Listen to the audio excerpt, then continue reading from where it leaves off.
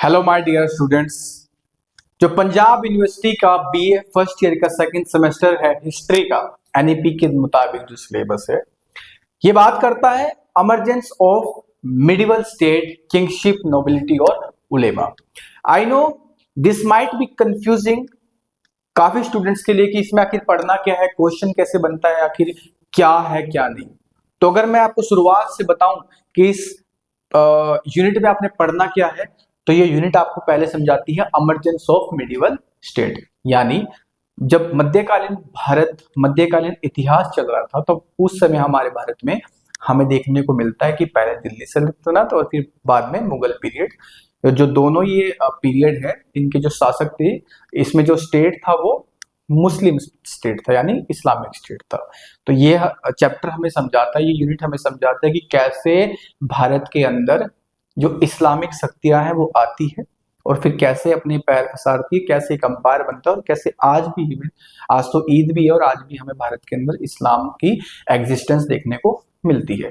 तो जो आपको पढ़ाया गया है इसमें क्या है, पहला जो इन्वेजन है वो है 712 एडी का, जिसका ज्यादा बात नहीं की हुई है, बस रेफरेंस के तौर पे आपको बताया गया है कि 712 एडी में मोहम्मद बिन कासिम, जो कि अरब का एक गवर्नर था, जो कि अरब का एक मिलिट्री कमांडर हम कह सकते हैं, जिसको उस समय की जो खलीफा थे, उमैयद कैलिफेट जो खलीफा थे, वो इनको ऑर्डर करते हैं कि आप जाओ, आप जाके मोहम्मद बिन कासिम, आप जाके जो भारत के मुल्तान और सिंध में जो राजा शासन कर रहा है, जिसका नाम है किंग दाहिर, मोहम्मद बिन कासिम वर्सेस किंग दाहिर की 712 एडी में लड़ाई होती है और हमें देखने को मिलता है कि किंग दाहिर, जो कि उस समय के सिंध और मुल्तान पर राज कर रहे थे, जो कि हिंदू शासक थे, इनकी हार हो जाती है और हमें देखने को मिलता है कि 712 एडी में हमारे भारत के अंदर इस्लाम आ गया था। और ये ध्यान रखना बच्चों कि सिर्फ ये नहीं है कि सिर्फ वो 712 में आया, इससे पहले भी इस्लाम भारत में एंट्री ले चुका था। और सबसे पहले एंट्री कहाँ ऐसा जाता है, मान्यता ये है कि वो केरल की तरफ हमें देखने को मिलती है। इवन आज भी सबसे पहली जो भारत में सबसे पुरानी मॉस्क है वो केरल के अंदर है, जो कि अरब ट्रेडर्स द्वारा बनाई गई थी। उसके बाद 712 एडी में मोहम्मद बिन कासिम किंग दाहिर के खिलाफ लड़ाई लड़ते हैं और हमें देखने को मिलता है कि अरब का इन्फ्लुएंस भारत के मुल्तान और सिंध एरिया में आ जाता है। फिर उसके बाद दूसरा है लगभग 1000 से एडी से लेके लगभग 1026 के बीच में हमें बताया गया है, 1000 से लेके 1026 के बीच में हमें बताया गया है कि मोहम्मद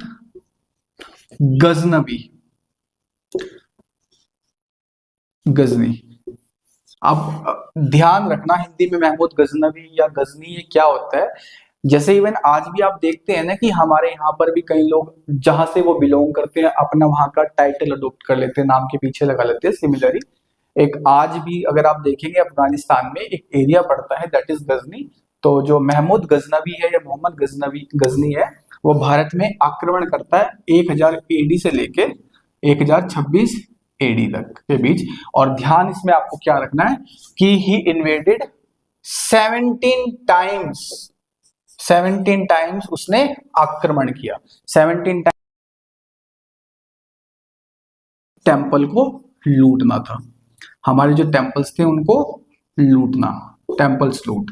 और सबसे फेमस जो टेम्पल लूट हमें देखने को मिलती है दैट वाज, ये हमें ध्यान रखना है, जो 1026 में हुई थी, जिसको हम कहते हैं सोमनाथ टेम्पल को लूटा। मोहम्मद गजनवी ने सोमनाथ टेम्पल को लूटा और ऐसे ही कई और टेम्पल की डिस्ट्रक्शन करी और वहां से लूटपाट करी, और टेम्पल पे आता था, आक्रमण करता था और सारी ट्रेजरी लूट के वापस चला जाया करता था। ठीक है, इसके बाद हमें बताया गया है कि कैसे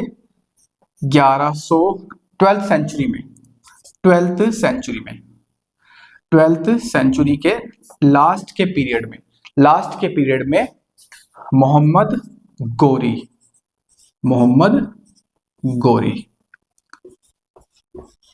फिर वही जो गोरी टाइटल है, जहां से वो एक गोर प्रोविंस पड़ता है आज के अफगानिस्तान के ही एरिया में, वहां से ये मोहम्मद गोरी आया था। और जब ये आया इसने हमें बताया गया है काफी शासकों को हराया, लेकिन जो आपके सब सिलेबस में दिया गया है, इसने बैटल ऑफ तराइन लड़ी। 1102 बैटल हुई, लेकिन 1192 में हमें समझ देखने में आता है कि ये बैटल ऑफ तराइन में पृथ्वीराज चौहान को हरा देता है।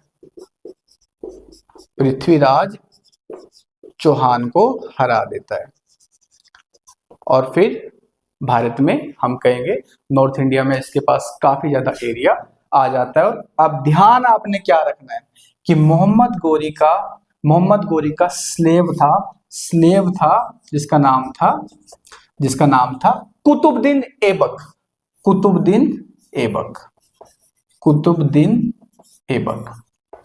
और ये जो स्लेव ऑफिसर था मोहम्मद गोरी का, ये जो स्लेव ऑफिसर था, ये ही मोहम्मद गोरी की मृत्यु होने के बाद 1206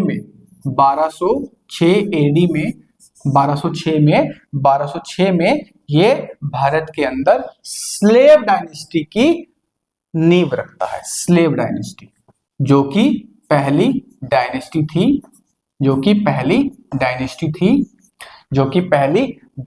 थी दिल्ली सल्तनत की। इसके तो जो मोहम्मद गोरी का स्लेव कमांडर था दोस्तों, जिसका नाम था कुतुबुद्दीन ऐबक, वे साल 1206 एडी में स्लेव डायनेस्टी की नींव रखता है और स्लेव डायनेस्टी पहली डायनेस्टी बनती है किसकी? दिल्ली सल्तनत की।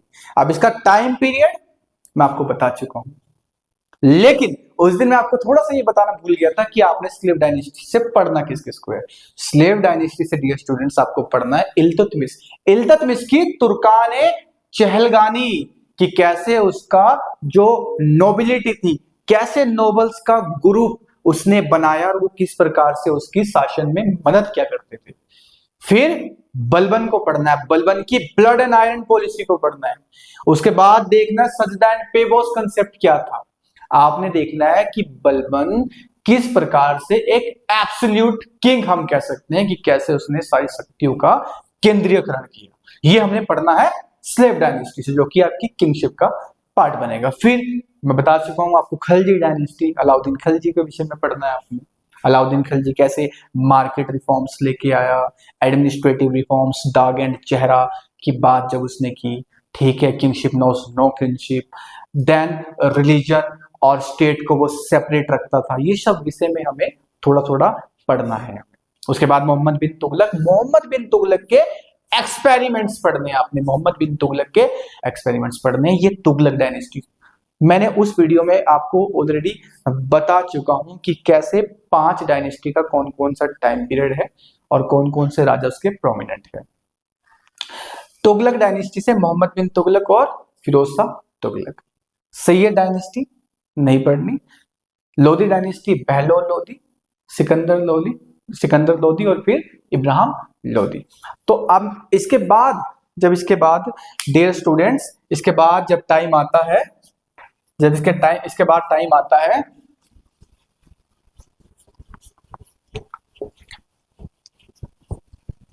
एक मिनट। सो डियर स्टूडेंट, इसके बाद 1526 में एक बड़ी घटना होती है कि भारत के अंदर 1526 में एक बैटल ऑफ पानीपत लड़ी गई। बैटल ऑफ पानीपत लड़ी गई। ये किस किस के बीच लड़ी गई? बैटल ऑफ पानीपत बेटा लड़ी गई लोधी शासक इब्राहिम लोधी वर्सेस बाबर जो कि भारत के अंदर उज्बेकिस्तान से आया था, टू बी प्रिसाइज फरगना से। ये एक समरकांद करके जगह है, उसको कैप्चर करना चाहता था। जब वहां पर उसको सक्सेस नहीं मिली, फिर ये भारत के अंदर अफगानिस्तान की तरफ बढ़ा। 1504 के करीब ये काबुल की तरफ इसने अपना जो है खुद को कंसोलिडेट किया। 1504-1505 के आसपास फिर उसके बाद ये देखता है कि भारत के अंदर अस्थिरता है। फिर वहां से जो लोधी शासक, लोधी के ही रिलेटिव थे, दौलत खान लोधी, बाबर को बुलाता है, चिट्ठी लिखता है कि आप आइए अटैक करें भारत के अंदर। और फिर हमें देखने को मिलता है 1526 में बैटल ऑफ पानीपत होती है, जिसमें इब्राहिम लोधी की हार होती है और भारत के अंदर हमें देखने को मिलता है मुगल डायनेस्टी, मुगल डायनेस्टी नहीं, मुगल एम्पायर हम इसको कहेंगे, मुगल एम्पायर स्टैब्लिश हो जाता है। मुगल एम्पायर 1526 से लेके 1857 तक चलता है, लेकिन 1526 से लेके 1760 तक के किंग्स हमें, रूलर्स हमें, बादशाह हमें याद होने चाहिए। उन्होंने क्या क्या किया, मेनली हमें ध्यान रखना है अकबर। अकबर अकबर का टाइम पीरियड, अकबर का टाइम पीरियड वैसे तो ये है कि हम इसको 1500, एक minute, let me just see,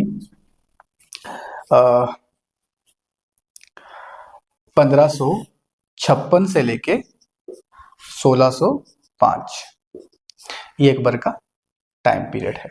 ये अकबर के विषय में आपने पढ़ना है इसमें।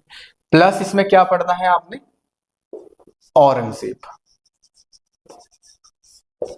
औरंगजेब,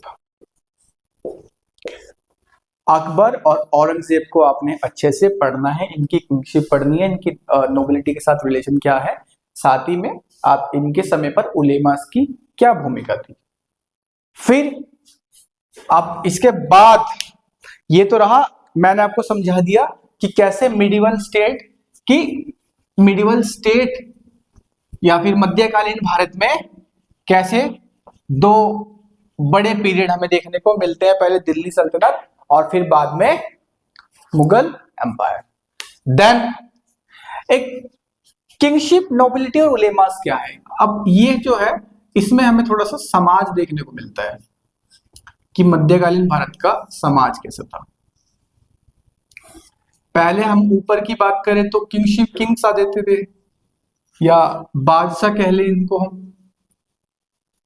तो जब हमें किंगशिप पढ़ाया जा रहा है तो हमें बताने का प्रयास किया जाएगा कि जबकि शासन प्रणाली कैसी थी, शासन प्रणाली कैसी थी, यानी पॉलिटिकल सिस्टम कैसे था। तो जब हम किंगशिप पढ़ रहे हैं तो हमें कहीं ना कहीं हम देखेंगे उस समय नेचर ऑफ पॉलिटिक्स क्या था, शासन प्रणाली कैसी थी। फिर उसके बाद नोबिलिटी। नोबिलिटी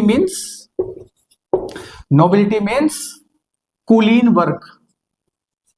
कुलीन वर्ग मतलब एक ऐसा वर्ग जो राजा के करीब माना जाता था, राजा के करीब माना जाता था और राजा को असिस्ट करते थे। ये लोग राजा को या शासक को मदद करते थे शासन चलाने में। हम कह सकते हैं कि जैसे आज की ब्यूरोक्रेसी है उसी प्रकार से ये लोग हुआ करते थे। एंड इन्हीं के इक्विवेलेंट एक उलेमास आते हैं। हुवर उलेमास। उलेमा एक रिलीजियस क्लास हम कहेंगे, स्कॉलर्स की क्लास है जिनको शरीयत प्लस हदीस की नॉलेज थी। और ये